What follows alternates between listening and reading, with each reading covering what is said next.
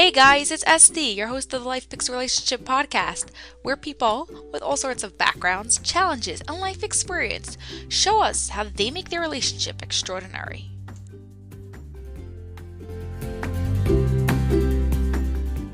Hey guys, we're here today with Darryl and Chyanne Smith. How are you? We're great, Doing good, thanks. yeah. Yeah, so glad Thanks to for have having you us. here. You want to start by telling us about yourself, what you do, how long you're married for, and just so we get to know you. You bet. So, Darryl and I have been married only for 5 years, so it's kind of a short marriage. And so we have two daughters. They are Darryl's daughters, so I am their stepmom. So it's great because I kind of got a little family all wrapped up in a bow delivered to me. So yeah, Darryl and I are kind of jacks of all different trades. We have a lot on our plates, but I do photography for my full-time job. And so I specialize in local and destination weddings. And I do drag Darryl along on our weddings. He is one of my shooters for our team, but he actually has a full-time career too. Yeah, so I'm an operations manager for an oilfield service company here out of Northern Alberta. So plugging away on the oil field and making everybody's lights turn on and air conditioning on in the summer and heat on in the winter. Yeah. And then we also have our own podcast too. So that's something else that we've been doing together. And it's great. We love working together. What's your podcast about? Well, it's kind of just about life in general, more so geared towards couples that work together and how they're able to make their relationship work and their family life along with operating a business. Cool. I love the fact you're a photographer because I am too. I specialize in relationships, as in just for couples.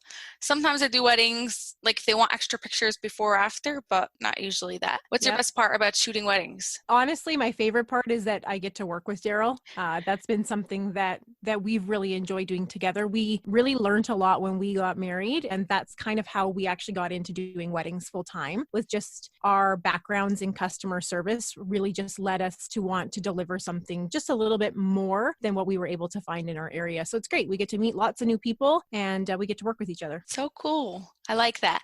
What makes your relationship extraordinary? I got no idea, but it's funny because people tell us all the time that they love learning about how we do things and how we can work together and not kill each other. And so I think we're still trying to figure out what makes us so unique. I have my own opinion on that. I mean, define extraordinary though, because I mean, at the end of the day, everybody has, their own little ways of how they get through. And I mean, I think a lot of the success, whether it be for us or someone else, has a lot to do with their past, right? So I think we've come a long way in both of our lives, and I think that's kind of what makes us pretty extraordinary, to be able to kind of push through some of these tough parts that has happened to us so far. Yeah, we definitely don't have the easiest pasts and upbringings. And then, when we got married, it was still a bumpy road with business endeavors that we did that didn't work out. And we're just always doing something new, and things are always changing. And I think people like to watch how we deal with the stress of life and still come out smiling at the end. So how do you do it? What's your magic secret?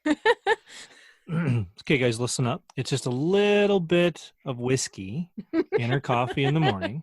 And if you just microdose her all day, and just make sure you set the bar low on the first date, because then you pretty much just got got nothing but up to go. That's right. Yeah.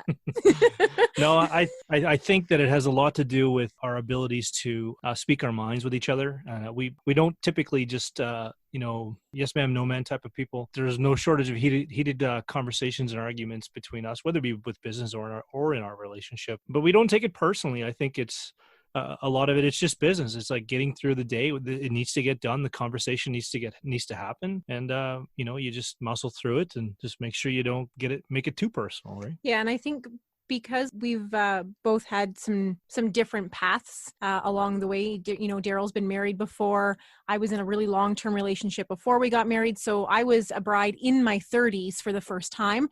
It's not something that you find all of the time. I think it's coming to be a little bit more the norm to have older couples get married, but we have the ability to learn from our mistakes in the past and to be able to recognize when we are each doing something wrong personally, and to be able to own it so that we're always learning and growing individually and as a team. I think that's a big one for us, is that we're always trying to learn what just makes our communication better, our listening skills.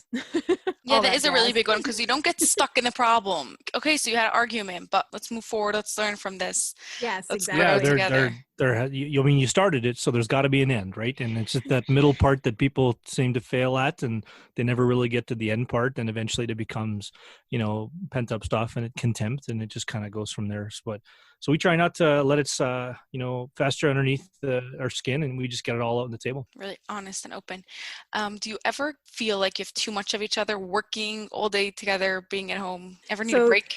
Well, there's, I don't know, in my opinion, yes. Like there are, I mean, and I think that if somebody says, "Oh, absolutely no, I love my spouse and I can be around 24 hours a day," I think, I think they're full of it, because at the end of the day, as a guy, I know I can speak for myself. Obviously, I can't speak for every guy, but ultimately, I need some quiet time. I need some time just to go out and do mindless stuff in my shop and tinker around and organize this and that. And it's something that I have to do. And I mean, I live in a house with our two girls, so two teenagers. My wife. We had 13 hens outside, and I got a bunch of married horses. So I mean, I'm surrounded by a lot of women. So at the end of the day, I think I need to pull back some days and just have a little bit of quiet time, and that's what helps me for sure. yeah, and I think for us, not normally being on lockdown in a house together, our normal life, we're fine because Darryl is able to kind of, go and he can play hockey and do things for himself and have his own time, because we both agree that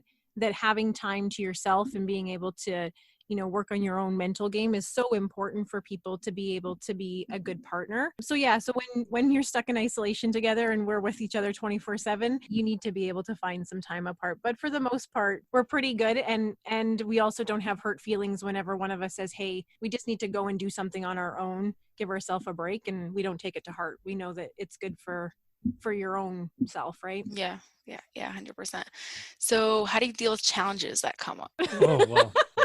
I mean, today. I was gonna say today, I'm or like what kind, like a big challenge, a little challenge. I think we just take it in stride. Like every day is a new day. We try not to stress about stuff too much. I mean, realistically, like I said, we take everything head on, and I mean, we don't really shy away from a lot of things. So how we deal with it is just one at a time. I mean, at the end of the day, you can't run away, because if you run away, then you're so far behind you think you're ahead. So yeah, and the nice thing I think with Darryl and I is, although we are both fairly strong leaders, we are both very good at different aspects in life. So there are some things that we just know Darryl is better at. And so he tends to kind of deal with those situations or those challenges where I'll take on the ones that I know that I'm a little bit stronger. And I think that helps too, because if I had to do accounting stuff all of the time, my head would probably just explode. But for Darryl, he finds it very interesting and less stressful, obviously. So we just kind of, I guess, pick our battles, and if it's something that we can take on individually, we do it individually, and if it's something we need to do together, then we're just stronger taking it on with each other beside. Yeah. So has your impression of each other's changed since you first met? our first has my impression of you changed? I think my impression of Chyanne has significantly changed, because I think that I would be more worried if she was still the same person that I met. Being married to a ginger is not the easiest thing in the world, so I can appreciate how she's evolved so far. And I mean, she's still here, so I guess we're on a good note so far. But I don't know, my impression is she has a lot of patience, because I'll tell you what, when you're married to me, it requires a pile of patience. Yeah, and I think, well, Darryl and I met on a blind date, and we hadn't really chatted much before our date. So I didn't really have a really big, I guess, vision of what he was going to be like. But even from our first date, over the years, yeah, it's constantly changing because we are growing so much individually and as a couple. So for sure. Mm-hmm. Yeah, so you're constantly growing and just working through things and just taking things as they come and figuring them out. Right. So, Yeah. Well, We're pretty good at laying stuff out. Thing is, we're so dedicated. Once we establish a path, we're pretty dedicated, and we kind of see it through right to the end. And whether it fails or whether it's a success, I don't even think we have that in our mind. It's more of just being able to get to the finish line and obviously maximize whatever we can along the way. And so whatever result that we get at the end, I think it's almost, we kind of use that analogy more for our marriage as well. It's like, at the end of the day, it's, if we're going to do everything that we can to to make this work, and we're going to keep going down that path. And I mean, for some reason, 20 years down the road, for some God-forsaken reason, we do get divorced. We can both probably sit back in a chair and have a drink and say, you know what, we've done everything we can. Like we fought as hard as we possibly could, and we, exercised every option and went down every avenue we could to save it. So yeah, I think in terms of our relationship, it's constantly changing. Yeah, and we're just always growing and trying to, like I said, figure out ways to work with each other the best that we can to make a great life. So I think we always expect change, and we always expect to finish our goals that we set, right? Mm-hmm. Like Darryl said, whether they come out the way that they're supposed to, or they come out as a big fat flop, we're always there for each other to make sure that we see it through to the end. Wow. Now, how has the 5 love languages play in your relationship? Well, that one's kind of a funny one. So I think it was almost 2 years ago, year and a half ago. I was close to 2 to 3. Yeah, I had taken it and had sent it to Darryl. And at the time, I think he just he wasn't really into it, but he took it for me because he loves me and he's a good husband. And we actually retook it here a couple of months ago. We retook it and did our own podcast on it. And it was really interesting to see how much we've both changed individually over that period of time to what our new languages were. And I like it because it just kind of reconfirms how we do like things done for ourselves, and it makes it a little bit easier. Like Darryl knows to tell me I'm pretty and to feed me tacos pretty much. Yeah, it was a different thing for me. I mean, although we took it a few years ago and then we took it again, and it's changed. So from when we originally took it to when we recently done it, a lot of the needs and a lot of the languages have changed in terms of what's a priority for her or myself. So I think it's important for people to use that as a tool in their relationship to really kind of self-reflect a little bit and understand how their needs have changed, so that when your relationship does evolve, you kind of evolve with each other, because we find that a lot of couples they'll evolve, and that's kind of when that term is like, oh, well, we've grown apart. It's okay, well, what did you do to make sure that your husband or your wife or your spouse has come with you on your journey? You're not just leaving them in the dust. So I think it's important, especially as a sort of power couple or some sort of entrepreneurial couple, that you really kind of nail it down that there's 2 people to this. Yeah, one of the things that I thought was interesting is when we first took the test, I think it was me that liked to get gifts, right? Was it me that liked them? You still love to get gifts. Well, I still do, but it was higher up on my list when we first got together. And now it was the bottom of my list. And I thought it was kind of interesting because you always hear women that say, oh, he used to buy me flowers and he used to do this. And I do bug Darryl every once in a while that I don't get my flowers and stuff, but it's obviously not a priority to me anymore because it has moved down my list and I'm the one that moved it. It wasn't him. And so I think keeping up on redoing the test is just a good reminder for people to kind of figure out where they are in the relationship. Mm-hmm. Yeah, because as we change, our relationships change, our needs change. So yeah, that is really important.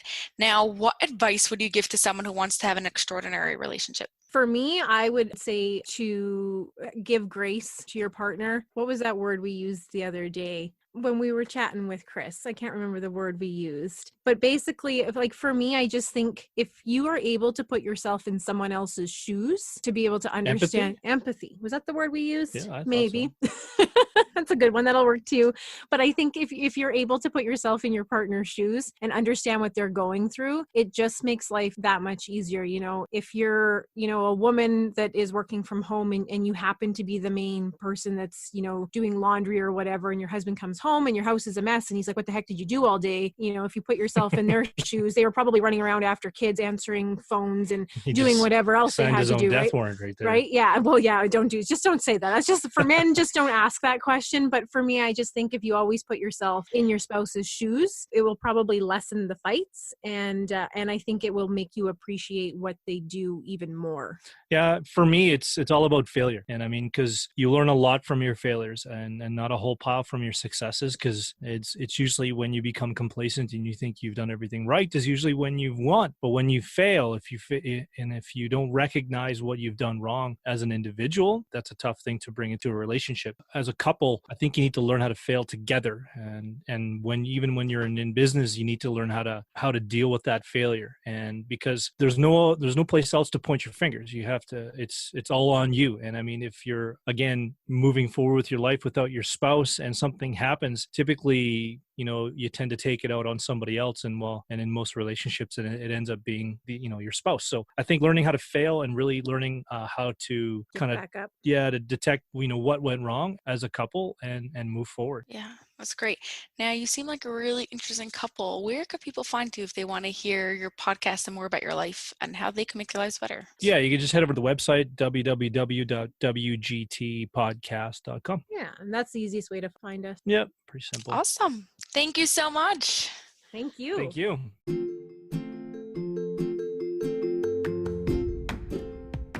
Did you enjoy that episode? Could you do me a personal favor and subscribe and leave a review?